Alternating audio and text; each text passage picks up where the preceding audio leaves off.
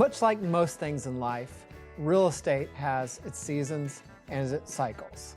I'm Patrick Birdsong with BirdHome Real Estate Consultants, and I want to be your real estate consultant for life. So real estate has cycles and it has seasonality. Let's first talk about the seasonality of our market, and then we can talk about the cyclical nature of our market. I think this is an important topic right now because we're in the season that's typically a little slower. It's the fall, it's a little cold outside. You can see I've got the fire going, and the market's just naturally slower. Yes, there are other outside factors that are slowing it down, interest rates, things going on in the stock market, inflation, that sort of thing.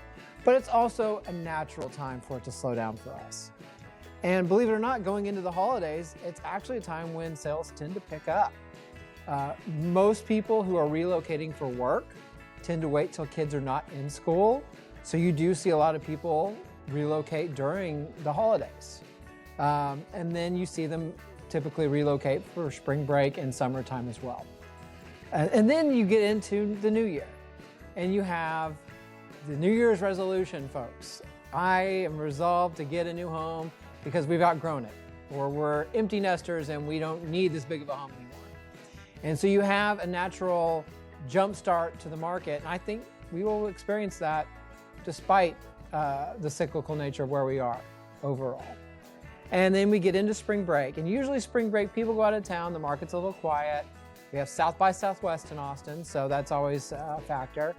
And then the market takes off. We have the big springtime market. And that, while there's more opportunities for buyers, because a lot more people tend to put their homes on the market, is also when it's a little more competitive. And then we go into the summer, which a lot of people tend to move as well. The two factors that tend to slow us back down in Austin are, one, the heat. When it starts to be 100 degrees every day, people just don't want to look at homes. And then two, beginning of school again in August. And with that, the biggest reason that our market tends to slow down, and maybe I'm exaggerating, but we have football, and football's life in Texas, right? So that's the cyclical nature of our market. And if we're looking at the cyclical or the seasonal nature of our market, and if I'm wearing my investor hat, typically this time of year is when we buy investment properties, because sellers are a little more willing to negotiate. Maybe they came out on the market in the summer and they sat for a little bit, and we can tend to get a deal.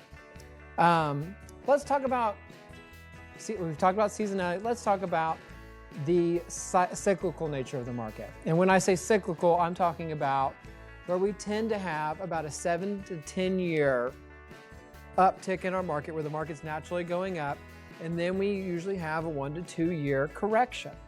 And right now, this shift we're experiencing, even though a lot of people say it's related to interest rates and inflation and that sort of thing, it also is kind of a natural slowdown that we needed. It's a natural correction in our market. The good example is coming from the early 2000s into the Great Recession. From 2000 on until 2007, that 7-year window, it was a great market, kept going up every year. And then we had kind of a natural consequence of it going up too much and had a correction. That's what we're experiencing now. And our correction, cyclically, is actually a little bit overdue. We've had a lot of unnatural stimulants in our market, vis-a-vis mainly just low interest rates that aren't honestly going to be seen again. And that carried our cyclical 7 to 10 year cycle to more like a 10 to 14 year cycle. So, all this being said, talking about seasonality and market cycles, what does this mean for you? Well, the answer is you need to give me a call and let's talk about it. Thanks again for your time. I'm Patrick Birdsong. Talk soon.